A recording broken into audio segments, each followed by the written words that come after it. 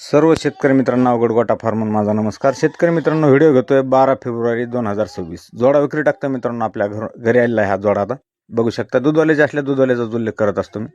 जोडा विक्री टाकतोय. जोड्याची किंमत आहे फायनल 1,25,000 आणि डिटेल माहिती पूर्ण लाईव्ह देतोय. सुरुवातीला जी दिसते फॉरेनरमध्ये जाते HF ही शिंगडी, दुसऱ्या वेळेचा 1 महिन्याचा खाली झालेलं कारवड एकदम बिना भाला.